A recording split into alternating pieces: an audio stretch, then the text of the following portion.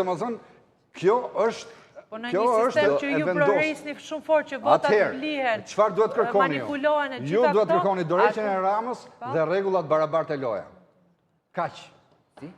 Rregullat barabarta loja, në fush. A mu do?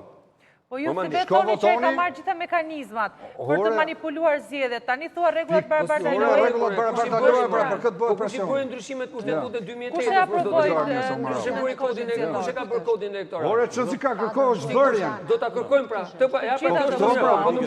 Do iki ai pastaj do bën gjitha të mirat. Po të mbledh të flas.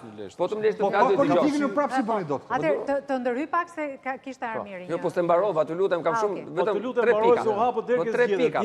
Po 3 pika. Atëherë, në qoftë se Rama jep dorëheqjen dhe kjo qeveri bie, vendi duhet ketë një qeveri kujdestare për një periudhë caktuar. Se sa do caktohet. Por një vit duhet të jetë, për 45 ditë i merr prapë. Jo, minimumi një vit. Minimumi një vit sepse kodi zgjedhor do të ndryshohet. Tuaj për kryeministër. Të lutem. Kodi zgjedhor duhet ndryshohet minimumi 6 muaj para zgjedhjeve. Pra, minimalisht të duhet patjetër më tepër se 6 muaj koha ta ndryshosh kodin. Po, pra një vit. Paktën një vit. Duhet të zhbëhen ndryshimet kushtetuese të 2008-s që kanë sjell në krijimin e diktaturave brenda partive dhe përjedhoi në qeverisje. Këto kush do i bëj? Parlamenti do t'i bëj. Parlamenti kush e ka? Parlamentin. Parlamenti është i qytetarëve, zotëri. Juve vazhdoni akoma me mentalitetin dhe në këtë mentalitet do ndryshojmë. Jo diktatura, e mendimi të gabuar. Kush e ka dorë?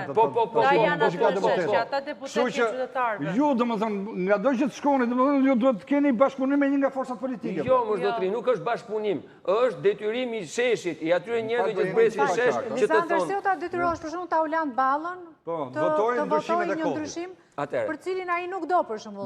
Ta ulantin dhe shumë deputetë të tjerë të Partisë Socialiste. Shumë deputetë të tjerë të Partisë Socialiste apo gjithë deputetët e parlamentit sot, në rast parë duhet i konsiderojmë si shërbëtor të njerëzve, se janë aty për të përfaqësuar njerëzit dhe nuk mund jenë me bindje. Jo botë ideale, por bota që ne kërkojmë dhe bota dhe Shqipëria për cilën ne po përpiqemi.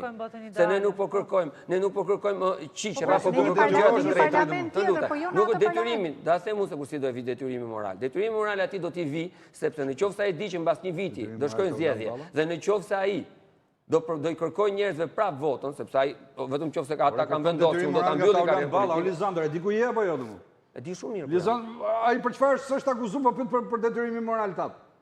A mu do? Po tani më fal. Në qoftë se ti ne nuk do flasim për emra, nuk do flasim për emra specifike, nuk do analizojmë emra specifike.